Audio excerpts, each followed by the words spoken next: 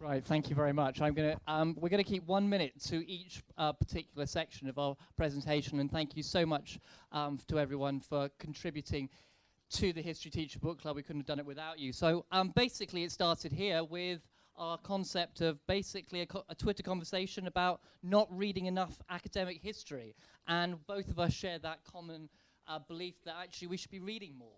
And how can we actually encourage that more? So what we did is we turned into an idea to create a book club for history teachers linked to helping classroom practice, and then hoped it might work. And we had a really simple format, and it grew very organically. A tweet, a setup, providing an online democratic vote, and it started probably with just me and Simon just voting, and I lost that vote. Yeah. And I've lost everything since. And then we created a really nice WhatsApp group, so thank you to those who are part of that. You can't say how much we've got from that. And then we've moved it on to bigger and better things. Simon, you. Okay, so the first one we had was Travellers in the Third Reich. Give me a cheer if you've read Travellers in the Third Reich. There you go. See, this is an example of one that the reason Travellers in the Third Reich I felt really worked. We both agreed on this, that it spoke to, not at all, no. It spoke to a topic that we were all really, really familiar with, but from a completely different angle, that finding out about the stories of those people visiting Germany through this period just put a huge spotlight, to coin a Sally Thorne phrase, to put a spotlight on things that we hadn't thought were relevant. So, for example, finding out about the ambassador to Britain's wife during hyperinflation and what her views of it was really, really interesting. The kind of activities we've got out of it, if I just highlight them a bit more. We've got, this is not working at all, Scott, no. Never mind. Okay, here we go. So lots of people have used guided reading on this. Obviously, I would plug that. That's good. It was a way of getting the ideas out there, but also just one phrase from Christopher Isherwood, the seething brew, talking about hyperinflation and the rise of the Nazis, has gone into a Karen Knight resource, which is fantastic. Over to you, Andrew. Thank you. Miranda, as Black Tudors, I think this was the first moment where we actually realised we were meeting historians for the first time. It was great. And I just thought that actually the book itself has gone far and wide, but it really exploded the popular myths about ethnicity in Tudor times. A lot of you have read the book, and it is fantastic. It's really rich, and certainly the first thing, page one, was, I didn't know any of this. Which is a great thing about a book. Any history book that does that to you on the first page is amazing. And it's slotted into any unit. And I've seen Black Tudors in curriculums now, which is absolutely phenomenal. Over to you. Here we go. Okay, so then next up we have, that's the story about Jacques, Diego, and Mary Phyllis there. Oh no, I'm going too quick. There we go. The Butchering Art. Again, who's read The Butchering Art? Absolutely. James Mosley was championing this for years before the History Book Club got anywhere near it. Didn't send me a resource about it, but he's been championing it for a long, long time. I don't teach medicine. It turns out loads of people do. And what I got from this was how much of a risk doctors and surgeons particularly took to ply their trade. They were dying more often than the actual patients. And it just hadn't occurred to me. And the introduction that Lindsay gives in this, I just thought was absolutely fantastic. I was hooked straight away.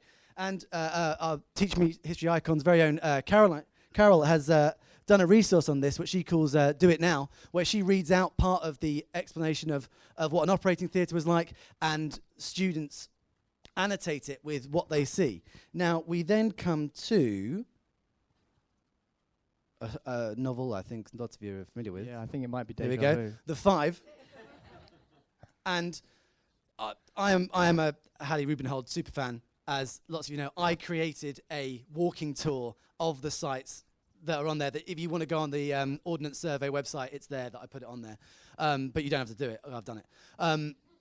It's so important that the story of the Five leads into a much more rounded curriculum. And I think, as Siobhan Profanska, who sadly can't be with us today, has done, this is a really good example of what both Andrew and I are most proud of, that her death is mentioned in one element of this, but we've got so much more of a story to tell about only one of the 5, about their lives, that reveals so much more about Victorian society, that actually it could just be a little throwaway at the end, that actually these people are part of a story that you may end up becoming more aware of, yet this teaches us so much more.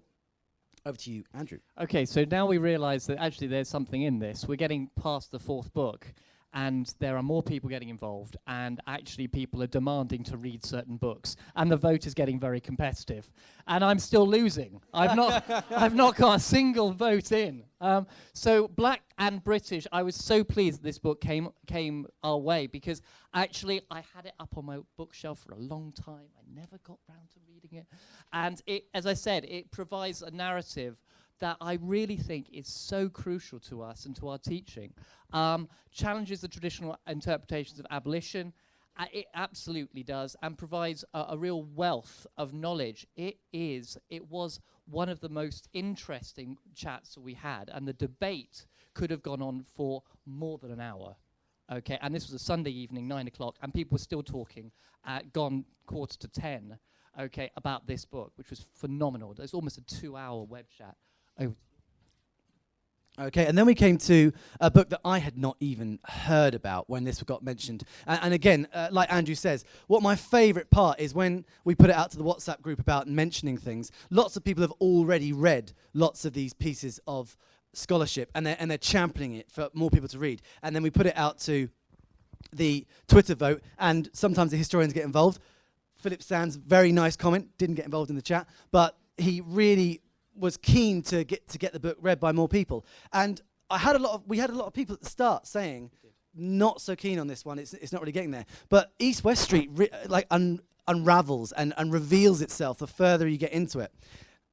As Alex brought up the idea about it being Women's History Day, International Women's Day History Day tomorrow, Elsie Tilney is the woman that this book is because of, really. She is a footnote, really, in the overall story. But without Elsie Tilney saving, at 1 year old, Philippe Sand's mother and bringing her to England, you don't get this book. You don't get this story.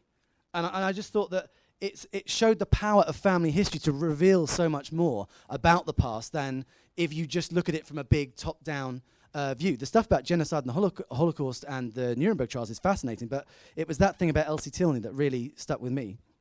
So at this point, virtually all of my students are reading for homework and really loving it, because we then get to our 7th book, and finally the vote, I win one, okay? I'm so pleased, because actually I thought that this was a phenomenal idea that came up very, very early on, which was we really needed a shorter book.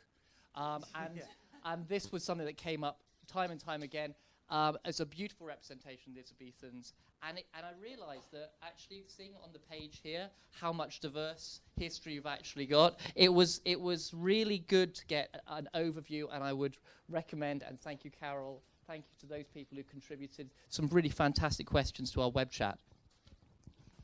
So I'm just going to wrap up. So the best way to work with the History Book Club is to join in at History Book Group, because Book Club was taken. Yes, it was. At History Book Group. Follow us now, get involved. If you want to become part of the WhatsApp group, just direct message us and we'll add you. There's no kind of secret handshake or anything like that, but we do have badges.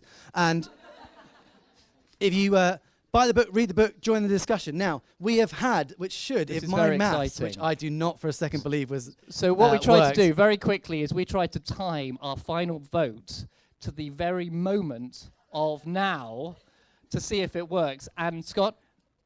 Well, you overran, so it probably worked fine. Oh, brilliant. Yeah. And The winner is? With 45% of the vote, which it's basically had the whole time there's been a vote, Death in 10 Minutes will be the next History Book Club book. And we have a copy, because I predicted it, we have a copy that will be in the raffle. So someone can go away today with the book to start reading it. Thank you so much. We've just got one last thing. What we've been reading from, what you've had in front of you, is another shameless plug. I love a takeaway. It's a folding frenzy. Page of notes, spider diagram, keywords, images to summarize it. Use it with your pupils. See my website if you need it. Thank you very much.